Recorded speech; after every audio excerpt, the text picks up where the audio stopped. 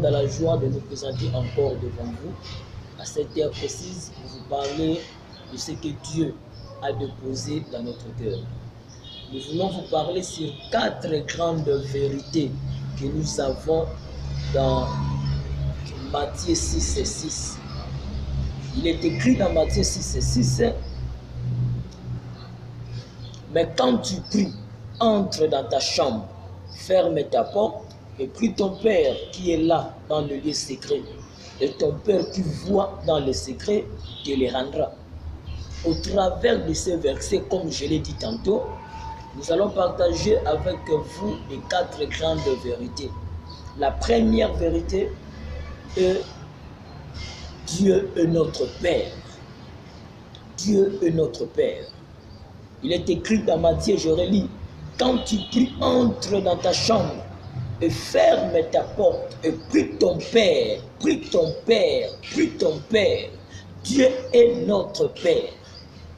Mais seulement Dieu n'est pas le Père de tout le monde. Dieu est le Père de ceux-là qui ont reçu Jésus-Christ dans leur vie comme Seigneur et Sauveur. Nous tous dans le monde, nous sommes des créatures de Dieu. Nous ne sommes pas tous enfants de Dieu.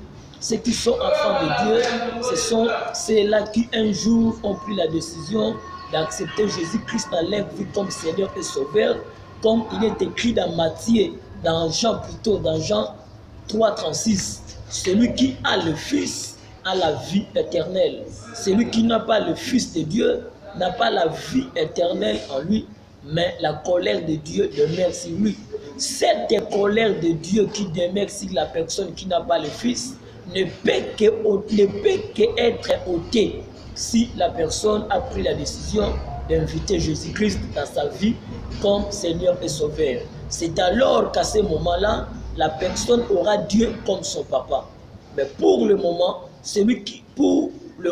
pour l'instant, celui qui n'a pas encore Christ dans sa vie, il n'est pas l'enfant de Dieu, il est une créature de Dieu. Mais lorsque nous disons que Dieu est notre Père, nous faisons allusion à ceux-là qui ont cru au Seigneur Jésus-Christ, qui l'ont accepté un jour dans leur vie comme Seigneur et Sauveur. Je prends mon cas, j'ai connu Jésus-Christ le 17 octobre 1998 à 17h30.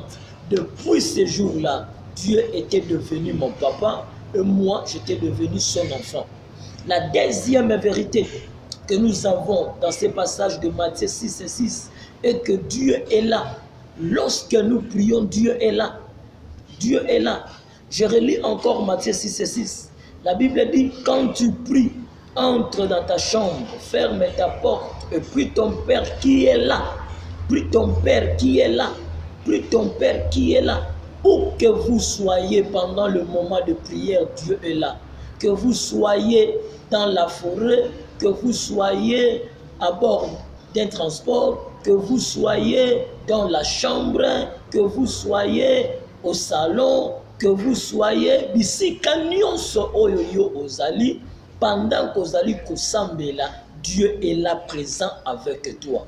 Dieu est là présent avec toi. La troisième vérité, toujours dans Matthieu 6 et 6, est que lorsque nous prions, Dieu voit. Dieu voit. Dieu voit. La Bible dit, quand tu pries, entre dans ta chambre, ferme ta porte et prie ton Père qui est là dans le lieu secret. Et ton Père qui voit. Ton Père qui voit. Dieu voit. Il n'est pas là présent comme un aveugle. Il n'est pas là présent comme quelqu'un qui ne voit pas. Mais il est là présent comme quelqu'un qui voit. Comme celui qui voit. Il voit tout ce que tu es en train de faire. Il voit tes gestes. Il voit tout ce qui se passe pendant ce temps-là que tu es en train de prier. Il le voit parce qu'il est là présent. La quatrième et la dernière vérité et que Dieu répond. Dieu répond. Dieu répond. Ou Dieu récompense. Dieu récompense. Écoutez bien, je relis calmement Matthieu 6 et 6. Quand tu pries, entre dans ta chambre, ferme ta porte, et puis ton Père qui est là dans le lieu secret, et ton Père qui voit dans le secret, te les rendra. Te les rendra. Il rendra quoi? Il rendra l'exaucement à tes prières ou à ta prière. C'est pourquoi nous disons la quatrième vérité que nous avons dans Matthieu 6 et 6 sur la prière est que Dieu récompense. Dieu récompense toutes nos prières. Il n'y a aucune de nos prières qui passe outre les oreilles de Dieu. Toutes nos prières sont écoutées par Dieu.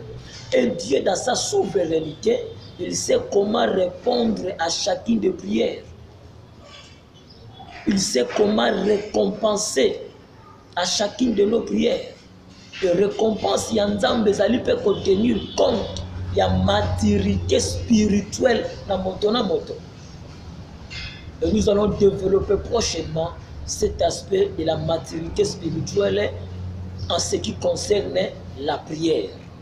Nous allons le développer prochainement. Pour aujourd'hui, nous arrêtons ici. Nous vous disons merci parce que vous nous avez suivis attentivement. Laisse que le Dieu de grâce, le Dieu de fidélité, le Dieu de bonté puisse vous bénir. Allez, ciao. Alléluia.